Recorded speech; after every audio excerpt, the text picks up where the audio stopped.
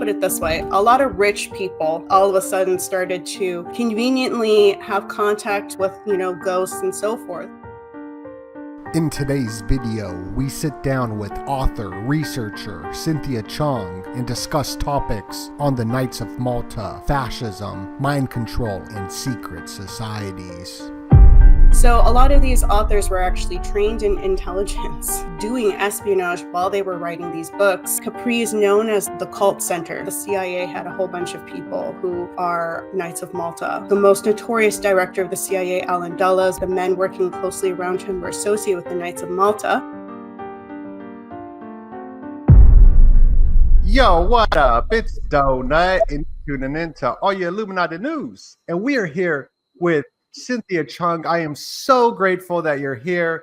I'm such a huge fan. I got your book right here. I'm going to ask you just a ton of questions, just a ton of topics. Your husband, Matt Arrett, my audience already knows I'm just a huge fan. And I want to just talk about so many topics. But first, how are you doing? I'm doing really good. How are you? I'm good. I'm a little stressed out, but because I overwork, and we were talking a little bit about that. But this is fun for me. So right now, all the stress is leaving, even though we're going to be talking about some stressful topics. And this is what I really enjoy about your presentations. You bring up, I don't want to say it wrong, but and so does your husband, the beautiful, the truth, ode to joy. And stuff like that. So focusing on also the good.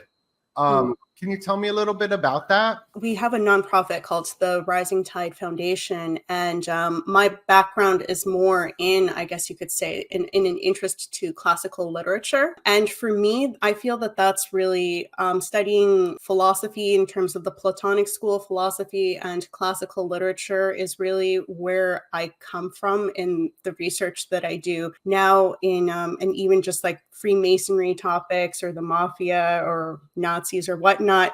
We're especially realizing more and more as we look into the lives of these authors that they were actually really involved in politics. Even like classical composers like Mozart was actually a really political person. He was censored in Vienna. That's why he had to do his operas in Italy, because they were too politically critical of the system.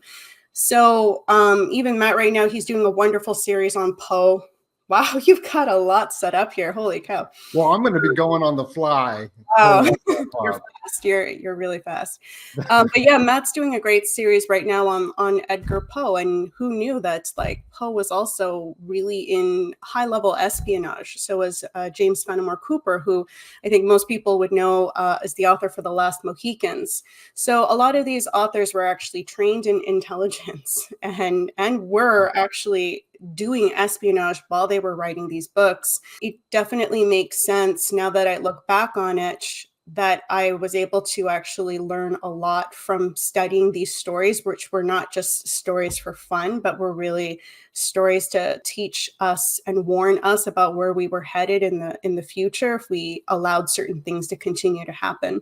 Oh, wow. Yeah. And I know that Gosselin just put out a new article, which I read through, and I was doing my best to explain how the Renaissance, that was like a type of thinking that ignited the Renaissance. And now we're getting pushed into these mushroom cults, this UFO hidden hand cults. All that is leading to the thinking changing just a little bit, like to more of like a Gnostic type of mysticism thinking, which just a little change of thinking alters the direction. It's not easy to really kind of simplify, but is that kind of what's going on with these stories? Yeah, again, this is what Matt is actually researching on for even Harry Houdini and Poe, because at the time, the seances were becoming really popular in the 19th century, talking to spirits, talking to ghosts, this sort of thing. It was a complete kind of takeover. Let's put it this way. A lot of rich people all of a sudden started to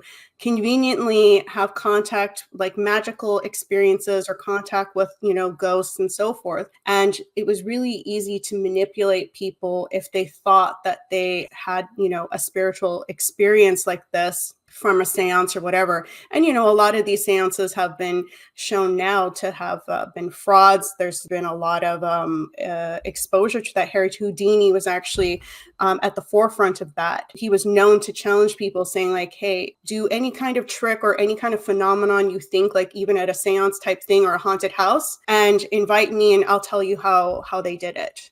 And he never failed at solving one of those kinds of situations. He always proved at the end that it was a human-made situation. And Friedrich Schiller actually wrote The Ghost Seer too, which is I did a class and a paper on this. This is a really good piece of fiction just to show how intelligence works to play games like magic tricks on people in order to control them. Because once you start to believe in things that there's no way that you can use human reason, there's no way that you can use your mind to know whether it's true or not, you're someone else's tool.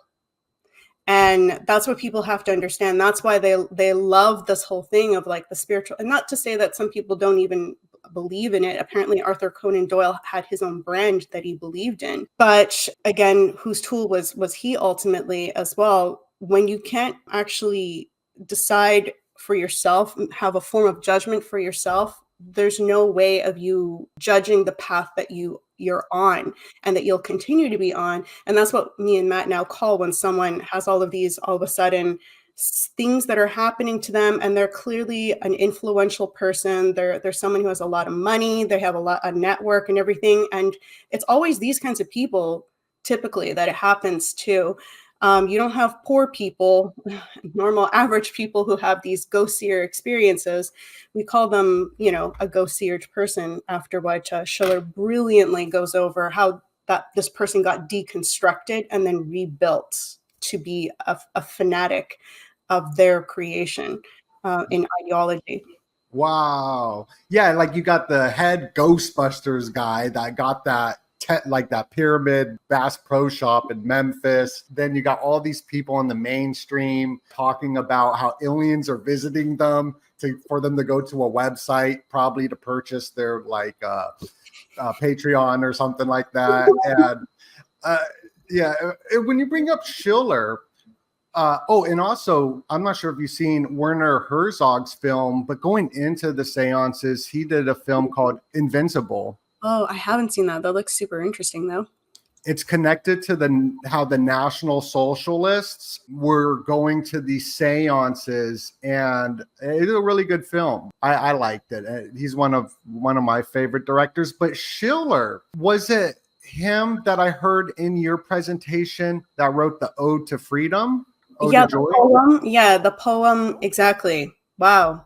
Yes, exactly. Beethoven based his Ode to Joy off of Schiller's poem.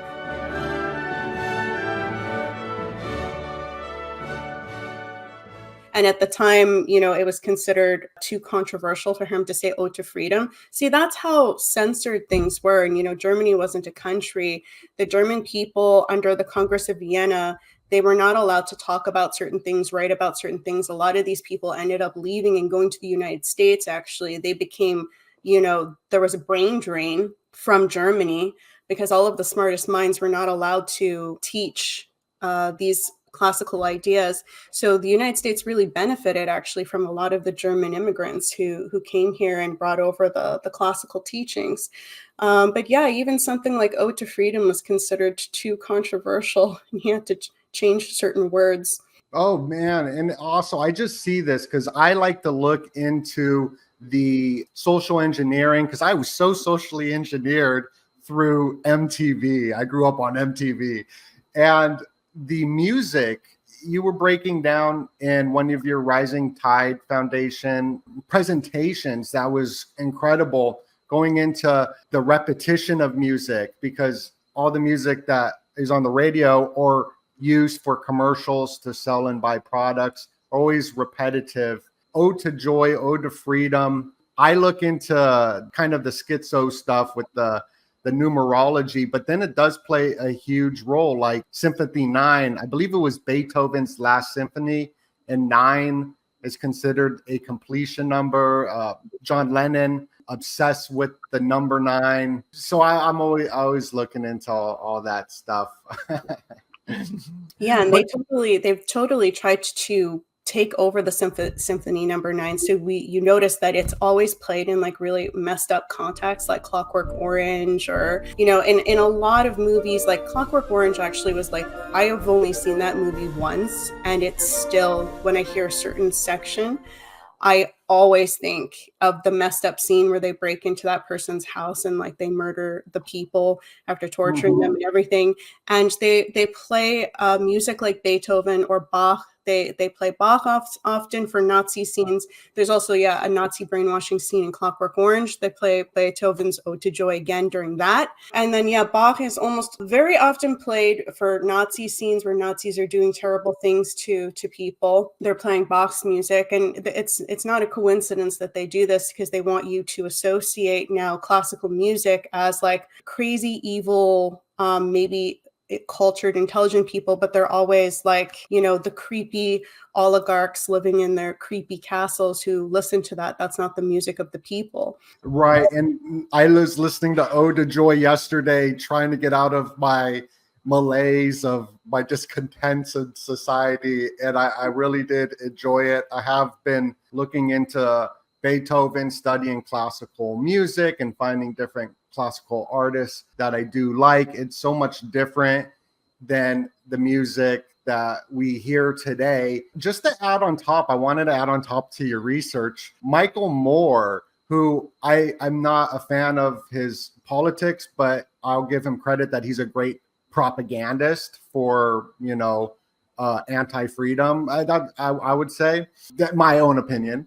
But he did that with the song, and it wasn't just him. Many people have done it after him with that song about like humanity, and then he would mix it with all the violence. So he's doing it as well with that what a wonderful world, or whatever, that song.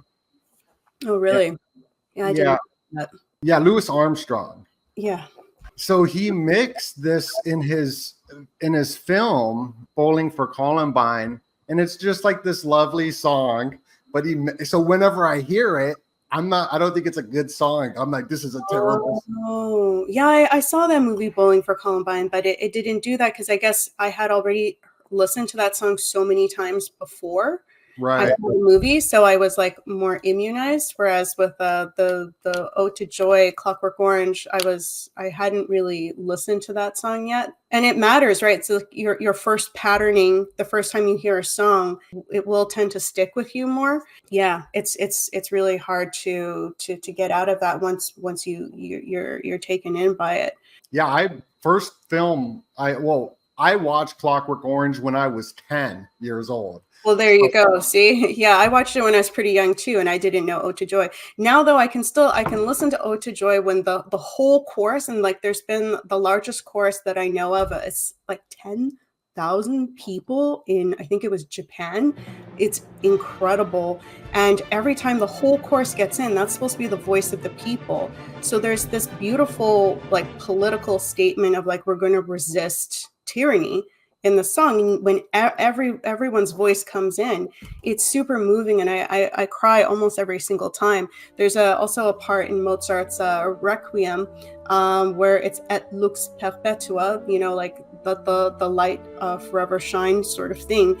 And the way it's sung, because I've been even in a chorus singing this, and you just break down crying because it's such a beautiful statement. And when you're singing in the chorus, you really do feel like it's this like, it is a political statement, but it's a political statement to refuse to accept being treated in the ugly, oppressive way that we are treated, and to acknowledge that we actually have something really sacred within us. I like the mix on it. There's a Nintendo game. Oh, I guess there's a video game. I don't know if it's true or not. But speaking of, what I really want to dive into is some secret society stuff, the Knights of Malta stuff. And Beethoven, I know he was trained by Illuminati members when he was a kid. I'm not sure if you dug into that at all. It's very fascinating stuff, but it reminds me of the French Revolution and what you talked about, that these the beginnings of something with Antoinette, the images that you show on your Substack. Everybody go subscribe to Cynthia Chung's Substack. Absolutely incredible. I'm enjoying it so much. It's just so much fun learning, and you do all the hard work for us. So I don't, it's easy. I get to just read it. I don't have to, but where was I going with that? Mozart, Illuminati. Oh yeah, secret societies. I wanted to bring up the Knights of Malta because I've been, okay, I'm jumping all over the place. That's why I record it, because I'll edit my hiccup. The French Revolution started off as a good cause, then it gets hijacked, and then it becomes the reign of terror. And so we see a lot of these movements still happening today. Once we study history, we could just be like, yo, look what's going on right now. Like, Twitter is manufacturing hate, or social media is manufacturing division and divisiveness. Like, it's like, absolutely, we can see these different groups being formed, but it goes back to these hidden hands and these secret societies operating huge movements, revolutions, wars, whatever it is, which brings me into, I like to talk about the Order of Malta, because they still sit at the UN today. They're way more ancient than the Illuminati. Yeah, the more that I do research, and Matt Ehret is my husband, and we're constantly talking with each other, so we're always kind of overlapping with each other, not even necessarily intending to. But it really does seem, the more we look into things, that there has been a really long battle. It is almost like this epic Hollywood movie. It's just like, it is quite something that there does seem to be a human movement and an anti-human movement that has been going on for centuries. And this anti-human movement, it has been based in mystery cults that, go back to Babylon. But, I would say even further back than that, very much kind of situated a real presence by the time of Babylon. A lot of this, weird satanic human sacrifice stuff, children sacrifice stuff, this is not something that's new. It's like something that's really disturbingly old. And it's disturbingly old in the sense that it means that it had to have been carried through in some form of teaching over centuries. It really does seem like there was a successful, this is the whole thing too. Again, this might sound out there, but there's the Old Testament and then there's the New Testament. And I will get into the Knights of Malta in a second. But the Old Testament is really different from the New Testament. The Old Testament is a different world, where there are sacrifices that are happening, although like Abraham is considered the last necessary sacrifice. But, it's not made clear in the Old Testament should they have ever happened, to begin with. But clearly this was a thing that was going on during the time. And there was a sort of intervention, it seems, with Christianity being one of them, that the human sacrifices were going to stop, and the idols, the idolizing was also going to stop. And these were some of the central things for the mystery cults. And so they had to kind of go underground at a certain point, and there seems to be a lot of animosity because it was a extremely successful, how I regard it, as a crazy political cultural intervention. It was like so massively successful, but those things were never purged. We even are now finding that there's all of these underground Mithraims for the Mithraic mystery cult. That is one of the big ones. And none of them are like completely outside of themselves, right? They all are kind of connected to each other in one form, but they take on different kinds of strategies, you can say, in terms of their approach to things. But I would say that they're not really in opposition in terms of an overall ideology. But we've discovered a whole bunch of Mithraims even now, recently, underground. And there's stuff like that the Vatican is also connected with. So it's very unsettling to realize that this thing has been there for a very long time, and it kind of makes you realize how serious of a problem we have today. And if people do get kind of sucked into this, as you were saying before, just going into spiritual land of like ghosts and spirits, or like aliens, or like, and everything just doesn't have to have reason to it, you really do open the doors to this sort of thing even more, because who are you to say anything? And oftentimes a judgment of good or bad even gets confused, and they try to confuse it more and more, to the point where, there really isn't a differentiation at the end of the day. If you're a good enough, sophist, if you're a good enough arguer, you can confuse a person who hasn't thought about these things enough. In the case of the Knights of Malta, funny enough, I started to look into this. Well, I knew, first of all, that the CIA had a whole bunch of people who are Knights of Malta people, including the director, the most notorious director of the CIA, Alan Dulles, but a lot of the men working closely around him were associated with the Knights of Malta. And I was also doing research with Gladio. The book that you showed goes over a lot of Gladio work. I'm planning on doing a volume 2 that's going to go into Vatican Gladio and other elements of Gladio that I didn't touch in this first book. But Gladio was something that basically was an underground terrorist unit that was basically being supported by the CIA, the MI6, MI5, and Nazis, because they're all, at the end of the day, playing for the same side. And, we can get into what exactly were they fighting maybe later on. But the point being is that Gladio has as its symbol the Crusader sword, and the Knights of Malta have the Crusader sword as their symbol. And for me, that's kind of like that is a big gap area for me, is like the Crusader period. It's not my forte in terms of history and research,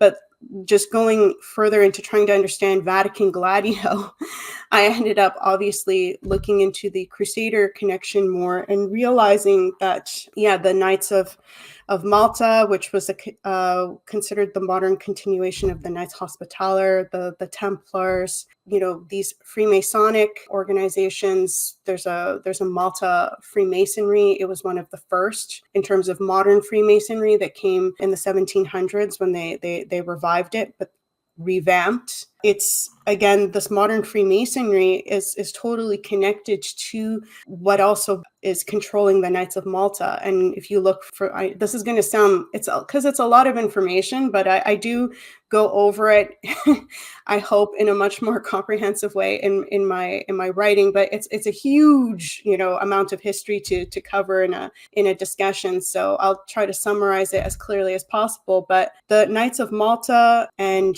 the Templars, and I realized that the origins of the mafia were all tied to the Benedictine orders, and the Jesuits are also tied to the Benedictine orders. So now we have one source for a whole bunch of things. And the Benedictine orders, Matt knows more about this, I have to still look into this more, is tied into the whole like cult of Sybil and Mithra stuff as well. And the Benedictine order is a militant Catholic order. It's not to say that the Vatican Church was like always bad or something, but there clearly was an attack on the Vatican to basically take over it slowly over time. And I think at this point, it's not looking great. And it's the same sort of process that was happening with the United States over a shorter amount of time. But you had, good people in the United States who had a massive success in the founding of the United States on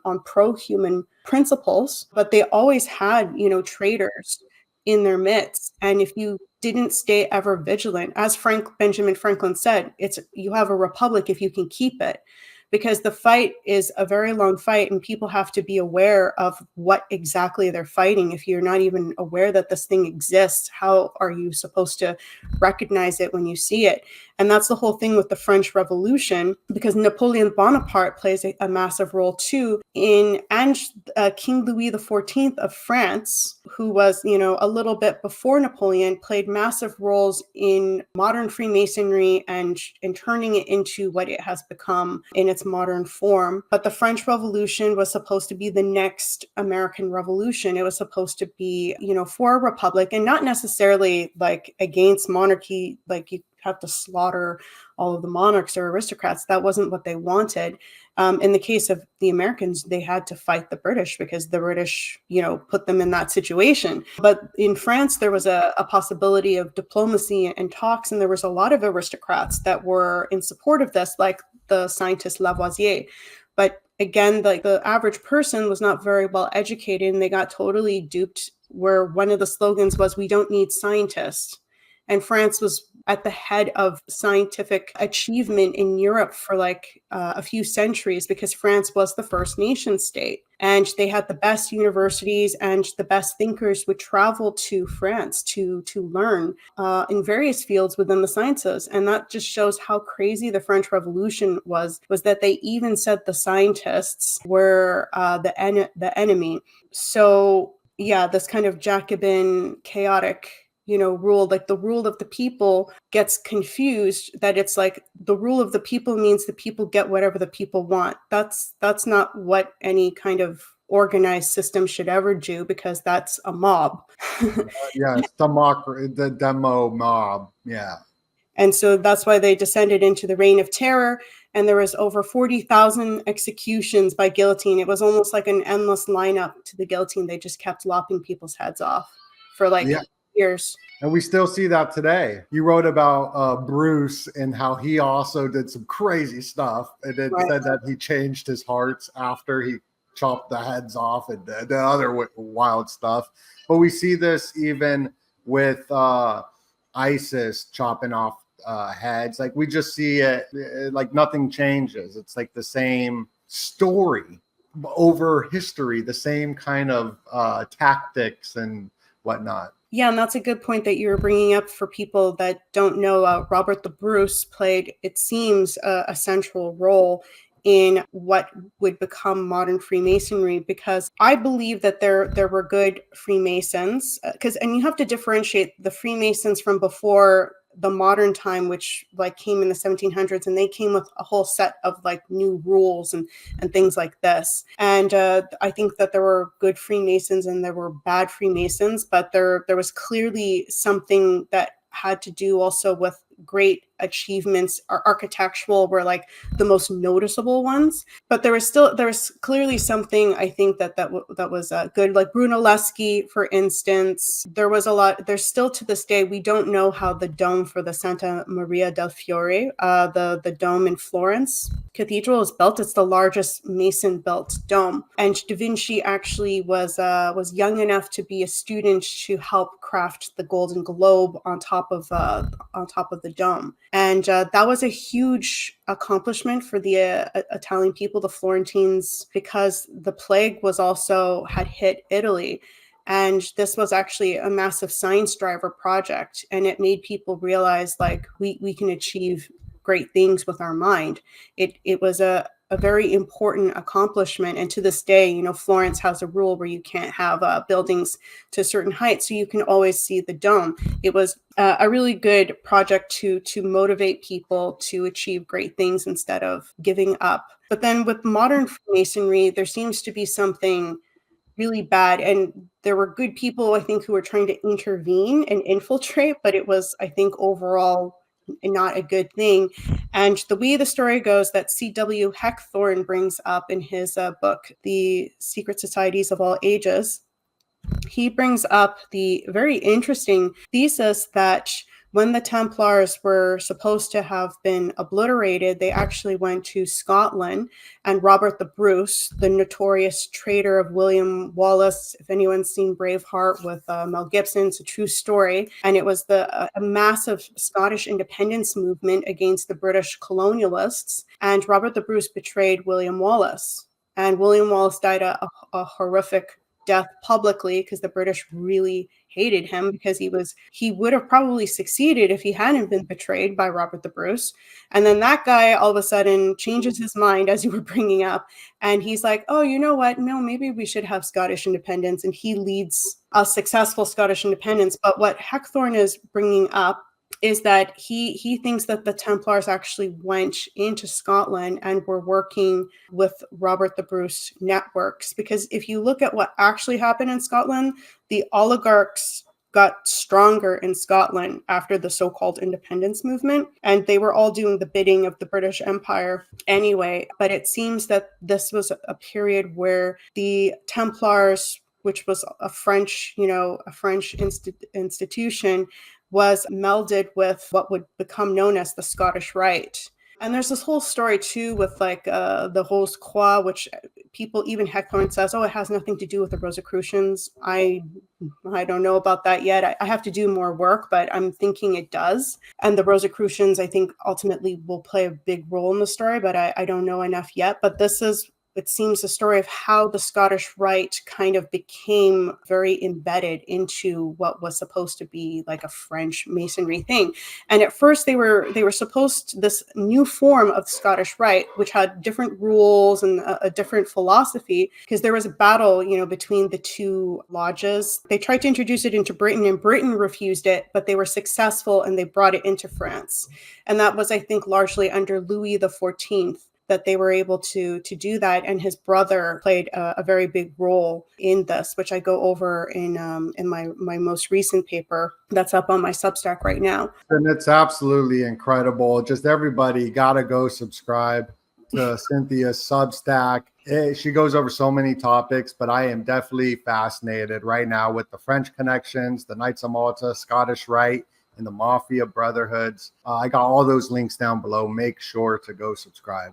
Please continue. Yeah, and I don't know like where we want to go with this, but like this exactly ties into what France was also battling with its French Revolution, because at that point, with King Louis XIV having started these weird mystery cults again, and King Louis XIV is known as the Sun King. And if you know anything about, the cult of Mithra, I also have been finding that, because I've done work on Ascona for people who know about this, and, the counterculture movement with the Esalen Institute and all this. Martin Green is someone who wrote a book called Children of the Sun. The German word is Sonnenkinder. And a lot of these people in the 20th century, proto-fascists, and a lot of them became actual fascists, they were all called sun worshippers. So you see like a theme with all of this of like Helios, which is another sun god, Apollo. In the case of King Louis XIV, he was very clearly worshiping Apollo. But I mean, there isn't really a difference, I find, at the end of the day. It kind of tells you, and right, there's a connection too with Tiberius in Capri as well. This is all connecting as well to the mystery cults of Tiberius's time in Rome, because the Knights of Malta, they were created near Capri in Amalfi. Capri is just right off the coast from Amalfi in Italy. The origination of the Neapolitan mafia, which was the second mafia. We have the first mafia brotherhood is Garduna in Spain, and then you have the second, which is a direct connection to the one in Spain, was in Naples, right by Amalfi. So all of these things, again, they're all happening within a very close proximity of each other. Capri is known as like the cult center to this day. Anyone who visits Capri, who's a big name, chances are they're not doing anything very good there, but it has a very old cult center that has a Sibyl and Mithra connections and so forth. So it's very clear, just looking into it a little bit, what King Louis XIV was a part of. And he really, unfortunately, because there's a lot of good things going on in France, as I was saying, they were leaders in the scientific endeavors, and they had the École Polytechnique was like a massive science driver program for Europe. Because, when you get one of these things, other people want to learn and bring it back to where they live. So it really spreads, and it's a very positive form of sharing ideas. So King Louis XIV, I think, introduced something very nefarious into France at this point. Napoleon, which I still have to do more research because I'm not yet at that point in my series, but he definitely, along with his brothers, have connections as well to continuing the Freemasonry. And one of his, I think it was his nephew, he was one of the original founders of the FBI in the United States. Wow, Napoleon Bonaparte? Yeah, one of his nephews, when he's his like younger nephews or like relatives. The Bonaparte family continue to play a major role in a whole bunch of things. I guess that wouldn't be his nephew though, it'd be someone younger. But anyway, a close relation. Bonaparte is the last name of the person, would also be tasked with creating the FBI. And the mafia is basically, you can say, the one of the servants to this whole thing, which we haven't really gotten into that because the subject is so big, but that is actually something I discuss with a lot more focus in the series.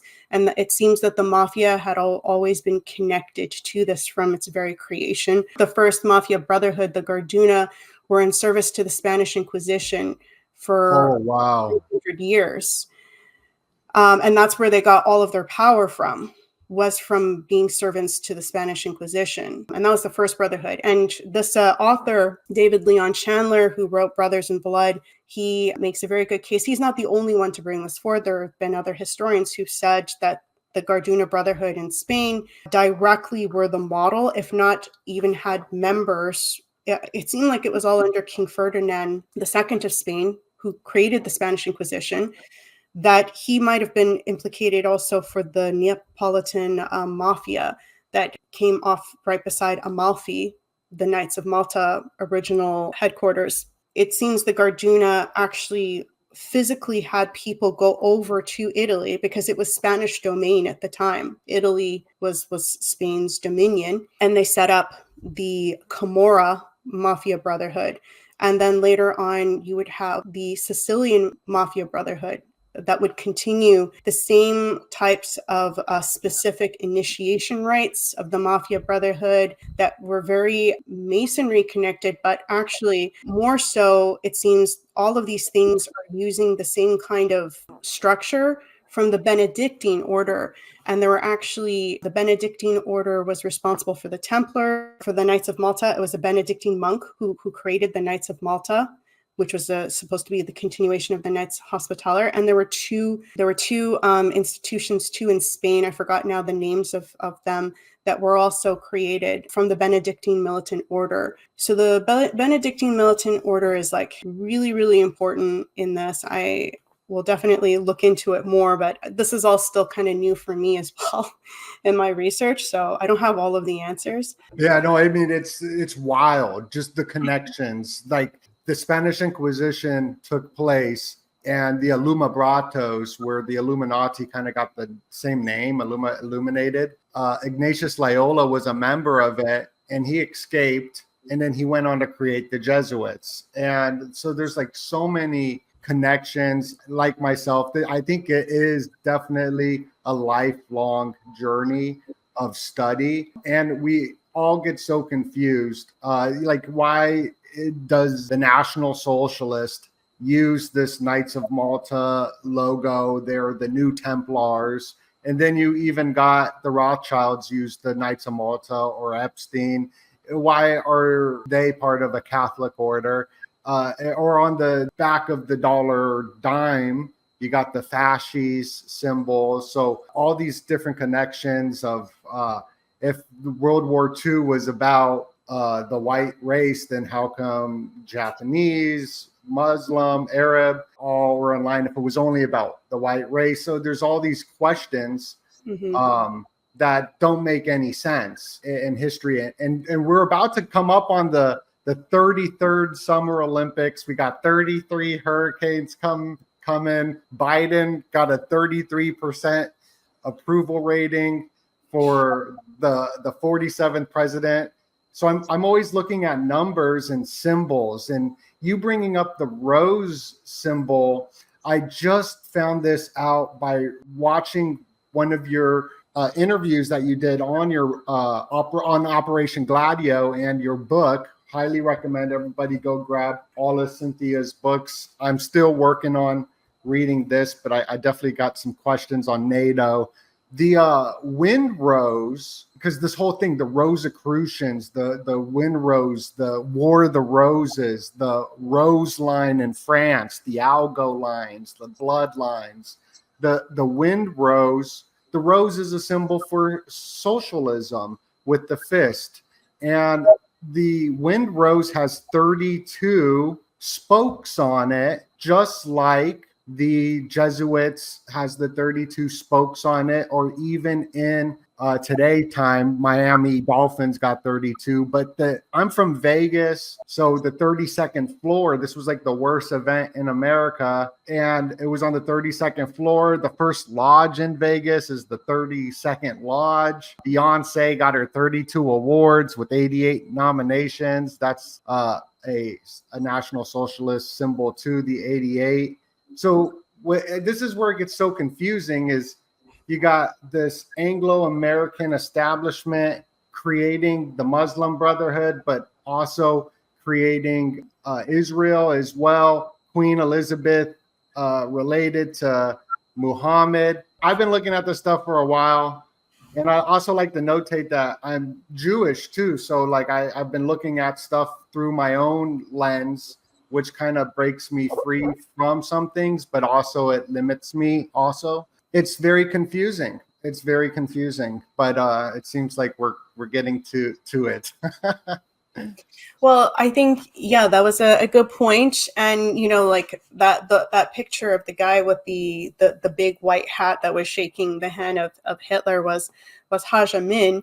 And Haj Amin, the British, of course, created a position called the Mufti of Jerusalem. And he was the Mufti of Jerusalem, which he was placed there by the British. And, the British also created a position of the Mufti for in Egypt. I forgot now the exact name, but they again created that position for this person. And the Mufti is like, the Mufti of Jerusalem basically speaks for the entire Muslim world. And Haj Amin, who was the Mufti of Jerusalem, was basically saying that it was good for the Arabs to join the Nazis. Now, there's a lot of Arabs that get very upset when this is brought up, because it also has been used to basically say, hey, you don't have a right to get upset about anything or whatever. But I think it's very important that people also realize what this was, because I think that there is a very dangerous attempt to re-invoke some of these past things in all domains. Like, nobody is totally untouched by this, no matter what culture or religion. But it was really big in the Arab world, where there was like promises from the Nazis that they were going to free them from colonialism, which is hilarious because the Nazis got all of their money from the British. So, I mean, again, there's so many layers of like play on this. And that's why it's, of course, people are going to get confused. You have to really do a lot of investigation. And there are people who are considered expendable. At the end of the day, Hitler was expendable. Mussolini was expendable. Haj Amin was expendable. But these people are willing to be the kind of, sorry for my language, but the favorite dog. And there will be people who will do a lot because, like, at the same time, like, you do get a dominion. In the case of Hitler, he wanted more than that at the end of the day. But Haj Amin looked like he probably would have played the game to a certain extent. But the Arab world was being told, like, hey, if you join the Nazis really just want to free people. They want honest banking. They're for the people, and they're against colonization. But if you look at what the Nazis were doing, it was clearly an imperialistic endeavor. Mussolini himself said to Oswald Mosley, who he was very close to, that he agreed that Africa should be one big slave plantation to feed Europe. And it was, again, under this League of Nations construct. And again, like, Hitler was supported by British bankers. This is what's so ridiculous. Oswald Mosley was also supported by British bankers, but they're apparently, against corrupt banking. It's such a joke. It wasn't true at all. But they know what the average person gets the average person riled up, especially if the economy isn't doing so well. And people aren't thinking like, but who's actually behind this person? Yeah, there was an agreement that Africa was going to be one big slave plantation, and League of Nations was going to be about 6 empires, which would have the rest of the world as their satrapies. But Britain would be the ultimate empire above all. And so everyone was kind of like agreeing with this sort of hierarchy, and you'll get your palace, you'll get your slaves that you can see until the horizon, but we will still be the ones governing the universe the entire globe. And for a lot of people, it's like, okay, that sounds like a great deal. So that was basically it. And that's why you see all of these different ethnicities, because you'll always have, people who are willing to be in service to that. And again, it was jeopardizing the nation state concept, where you have real industrial growth in the sense that industry, in the sense that you're increasing people's living standard, you're increasing people's real wealth, including the mind. You have a proper education system that treats people like human beings that you value and that can actually contribute something useful in the world, which, guess what? Yeah, we can all do that. And that we're not slaves. We're not meant to live a life like that. So that was basically the two systems. And again, it's always a pro-human versus an anti-human, I think, approach that you can summarize. There will be disagreements on exactly how to do this anti-human approach in certain ways, but at the end of the day, they're all in agreement that we need to have oligarchs, we need to have slaves. Yes, the master-slave dynamics. And also with NATO, how does NATO tie into all this? Because reading your book, I mean, I'll show just a lot of the slides when I edit it, but you went over how so many members of the National Socialists moved over to NATO. And look, like just the NATO logo, like I'm into symbolism, like this symbol. What's the difference between that symbol and this symbol? It's the same symbol of NATO. I'll just flash it back real quick. But a lot of people moved over to here.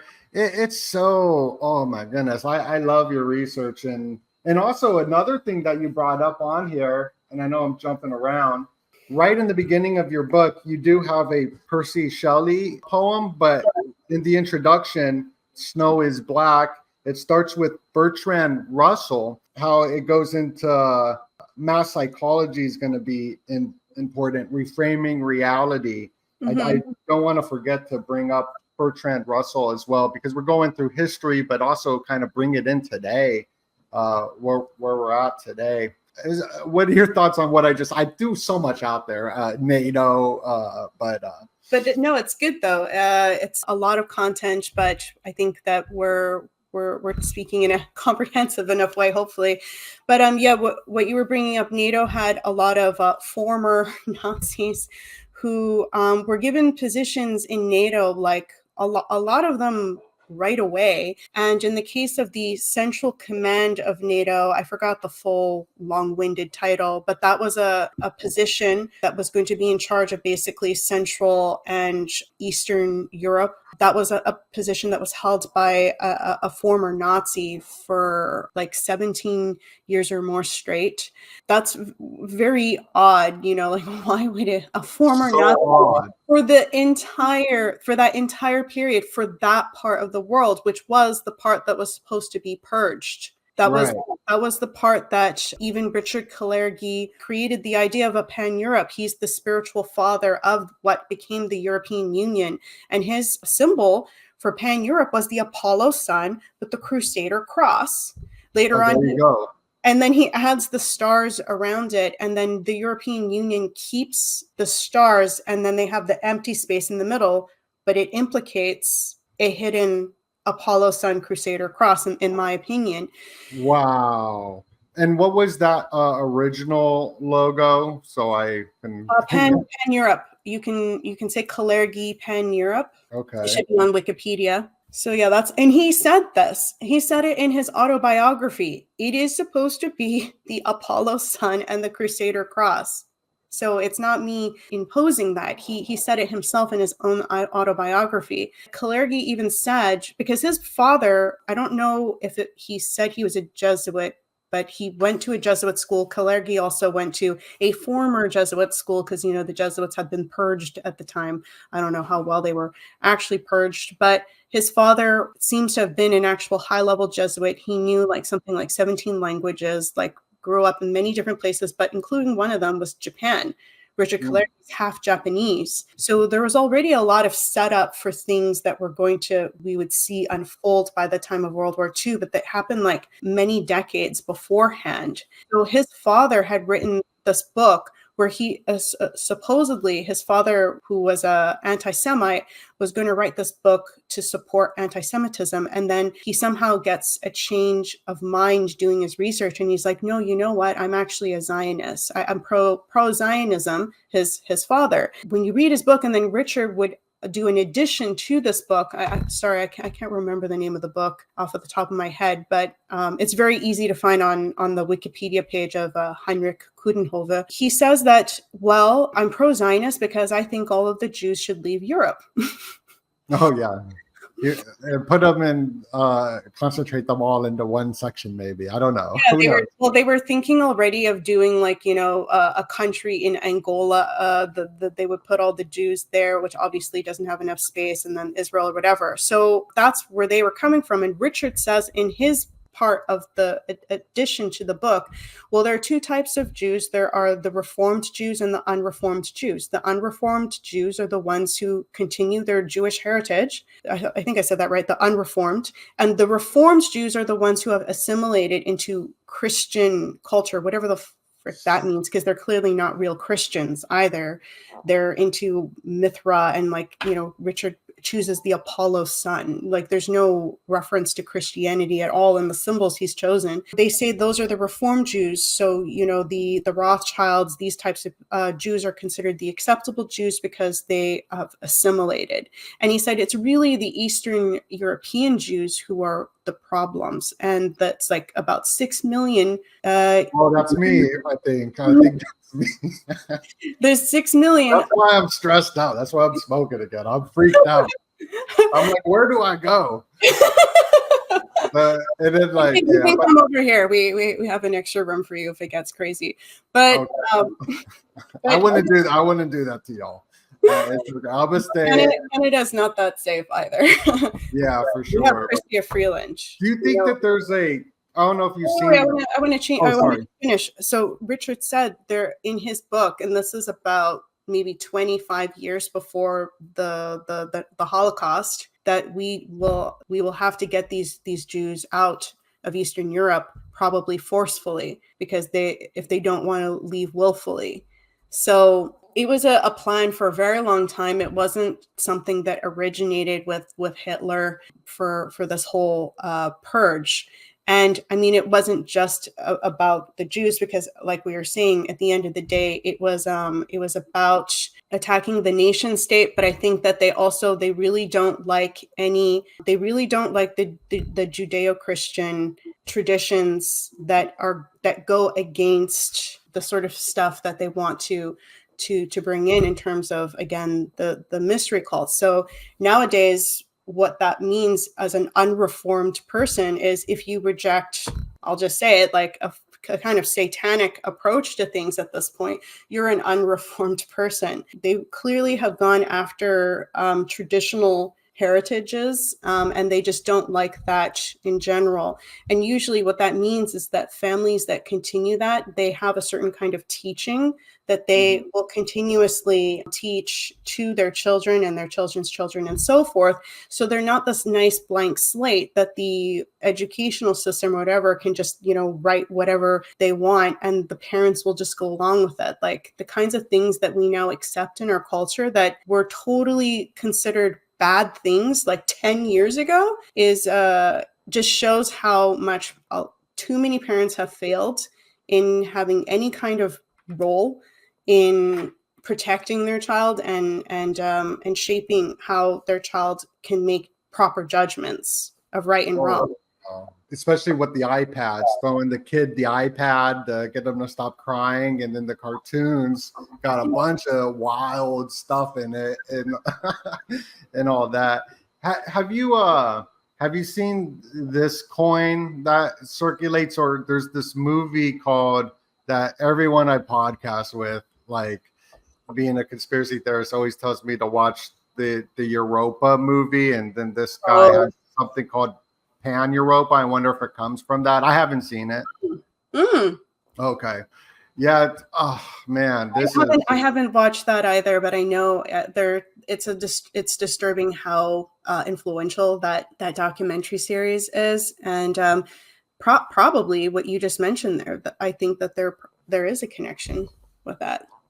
Yeah, and you know, we passed the hour mark. Is it cool if we go for another 15 minutes? Kind of wanted to ask just a couple more questions Yeah, sure. on because I really enjoy all your content. We talked about a lot of the very, very dark stuff. Now, I thought this article, when you put it out on gaslighting, I thought we hear a lot about gaslighting, you know, with narcissism on the rise. Here's Aldous Huxley, Julian Huxley. Can you just tell us a little bit about gaslighting and why that's very important? Or let's say we're all like me, I was programmed by the television, by MTV. I am also from the MTV generation. Actually, I wanted to like fit in school, and so I like forced myself to watch MTV because I didn't like it. To just like That's kind of hilarious. study it I would as like a zoologist or I anthropologist. did the same thing with Sports Center. I tried to watch Sports Center. I sat down for like a week and I was just like, I don't understand it. And I never watched sports after that. Yeah. Actually, this I have like more than one version of this on my Through a Glass Darkly, and in another one which has a very similar title. I think it's just Gaslighting: The Psychology of Shaping Mass Perception. So I did a class as well for Rising Tide on this, and it all started with this movie Gaslight that was made by George Sucker, who actually is part of the Frankfurt School. The Frankfurt Oh, School wow. is not a good thing. And there were actually some people, well, they were maybe not representative of like most people, but they didn't like that I was talking about this movie that I thought was super useful. And I do think that everyone should check out the movie. It's called Gaslight, and it has Ingrid Bergman starring in Oh, I it. love Ingrid Bergman. Yeah, she's cool. And Oh, I'm thinking of the director. My bad. Ingmar Bergman. I wonder if they're related. I don't know.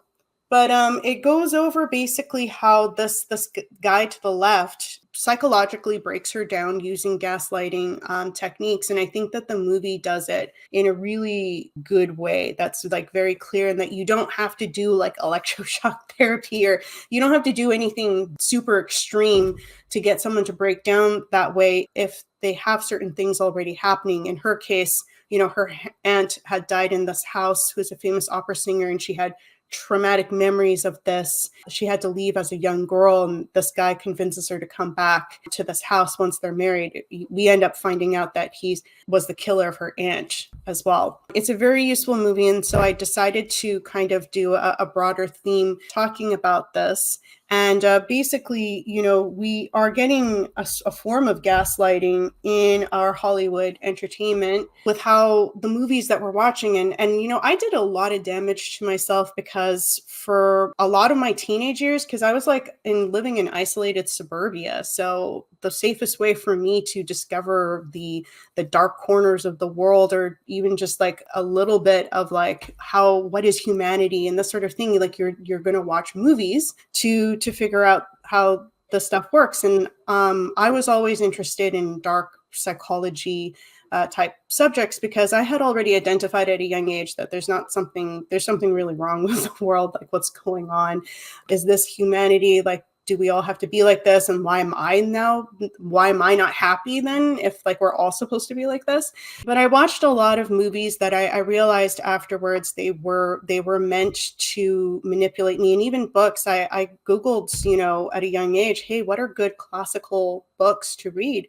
And they suggested these terrible existentialist books that basically at the end of the book, you feel like we're all screwed, we're all ugly, human nature is ugly, just drift. The best thing you can do is like smoke weed or be on whatever kind of drug and just tap out of the game. Tune in, drop out, and whatnot. Yeah. That was obviously really soul crushing, especially at a young age. And I was really struggling for a long time to find anything that was uplifting. And of course, it's not a coincidence that sort of thing happens. And nowadays it's gotten to a really extreme point, because at least like during our time, which I think we're probably similar age, we still had like movies that were still kind of, I guess you could say, wholesome, you know, still family oriented and that sort of thing. Nowadays, everything is about just like surviving the apocalypse or end times, or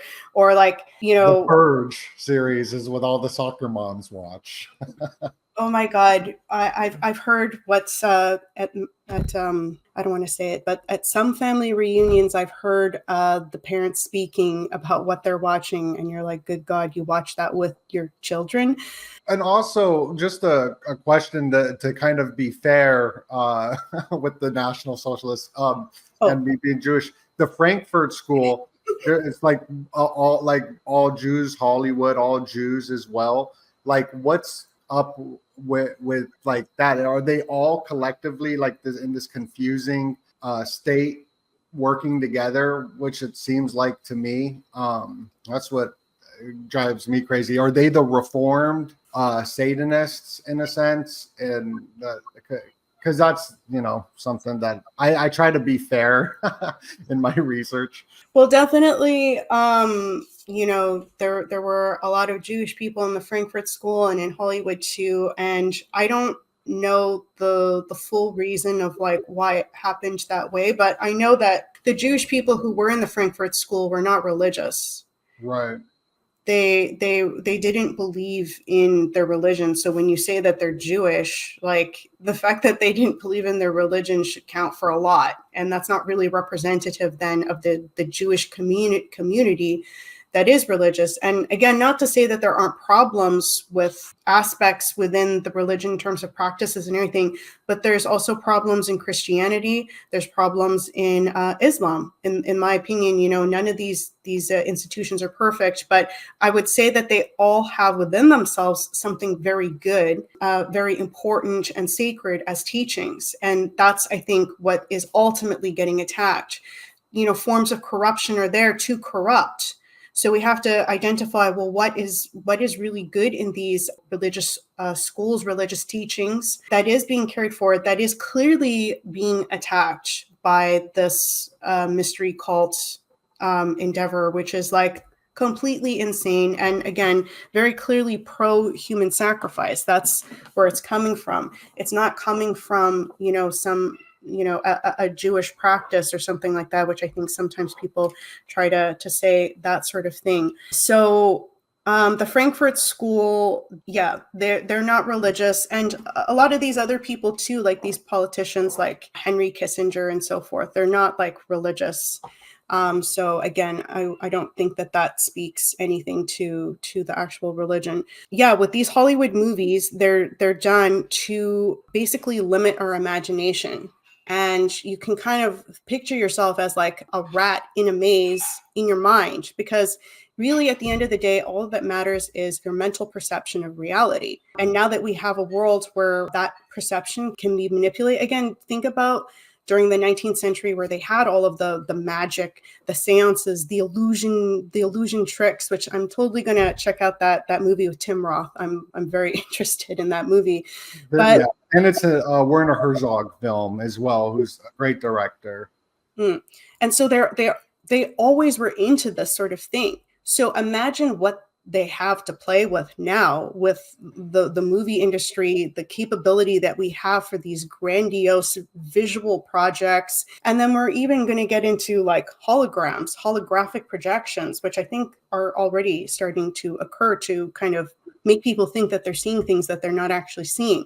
Oh, wow. But the point being is that if you have a mental perception of what is possible and what is not possible, and also orienting yourself within that as a disempowered person, because that's what a lot of people are saying now. It's like, it's gotten too big. They control everything. There's just no point in trying to resist this. The thing that you have to wonder is, why are they putting so much money into controlling how you think, though, if it doesn't matter how you think? Because they ultimately know that you have to be a participant in this reality that they want to create. They wanted to create a kind of messed up church, It's like, I guess you could say, a messed up form of Egypt with the pharaohs who are being like worshipped as gods, and the people are like, nothing. They want to return back to a time where we have such a distance between us and the people who are supposed to be like in control, like the Mount Olympus of controllers, the world controllers of Aldous Huxley's world will be the Olympian gods. And that can only work if you don't understand what they are. First of all, you're not able to profile them. You're not able to understand how they think, which is actually really small and petty, obsessively so. And that's why they still constantly are chipping away and working at their projects. But that's because better people have to step up more, because better people tend to not want to spend all of their waking hours plotting, this and that, of like how to control this person and how to screw over this person. Most people don't do that. But if you still have to be aware of it at a certain point, especially when we're at a situation now where it's affecting all levels of society. And again, movies are there to clamp your imagination, because if you have control over your imagination, it means you also can understand how to problem solve. You can imagine something that can actually be provided as a solution. However, if you're brainwashed into these imaginary walls and these imaginary limitations, then your mind will just not go there. It's a form of an electric fence that controls you. So movies are not harmless. And I still watch, movies. Like I watched Dune 2, but with the clear purpose of watching it because I know that it's meant for what it's meant for. But you can't just passively watch things and just let it work on you at this point. You have to be aware, if you are going to watch something, that it does not have a good intention almost all of the time at this point. Yes, there's always some sort of messaging for some sort of action or thinking process. So it's like you just said, it's like they don't need to electrocute the brain through the electrotherapy. They could gaslight us and whatnot through films. And this film, I'll definitely have the link down below to your Substack to go over it. That's absolutely awesome. For people who want to know more about that technique of gaslighting, they can check out the paper, because I talk about William Sargent, who is the father of Tavistock and MK Ultra. And and I think this is also an important note to tell people so that they don't get too depressed.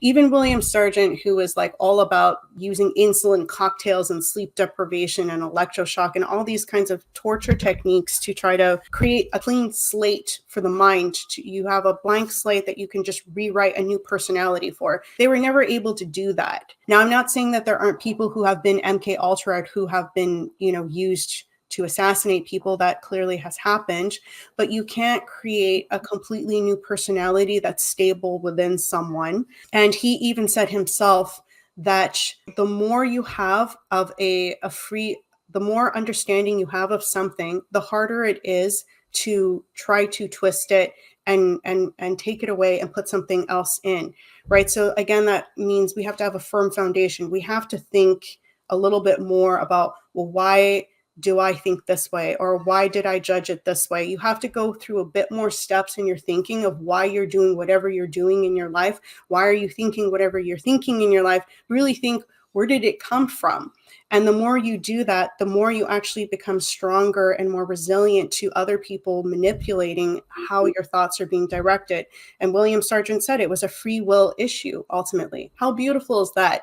It's a free will issue that you cannot destroy. And he, of course, says something terrible like, well, we'll always have the hangman's noose or psychiatric institutes for those people. But that's basically a failure upon him, because he couldn't break those people. You can't break someone who has that orientation. So anyone can do that. Anyone can access that within themselves. And that's what we have to take our minds back. Oh, that'd be a good title for this, Take Our Minds Back. Well, Cynthia, I am so grateful that you're here. I think that is so awesome, and laying the foundation of honesty and truth, the good and whatnot is like right there. Boom, solution right there. Awesome. What can we look out for coming up with you and even with your husband, Matt Ehret. What could we look out for? Where would you like people to go subscribe and visit? Definitely my Substack, which you've been generously pumping throughout this talk, Through a Glass Darkly by Cynthia Chung. We also have a Rising Tide Foundation Substack, and we have a docu-series there called Escaping Calypso's Island, which we have 3 episodes up so far. In terms of research, I'm just going to pretty much continue this line of series that we've been discussing in terms of the origins of the Mafia Brotherhood, the Freemasons, and it will eventually get into Vatican Gladio of the 20th century, and also the networks that were tied to the Kennedy assassination. These are all tied together, unfortunately. Matt's doing great work on his Poe series. He's going to eventually do a real battle between Poe and Arthur Conan Doyle of the expose Arthur Conan Doyle for what he really was, because Sherlock Holmes was apparently created to destroy what Poe was trying to bring about. Conan Doyle, and there's Jack the Ripper is connected to this story. It's actually really, really messed up. Good for people to know, because Edgar Poe's writings are still out there, and I would recommend, people study them after reading Matt's series. Oh, wow. And I know he's working on 3 books at once right now. Are those? God, yeah.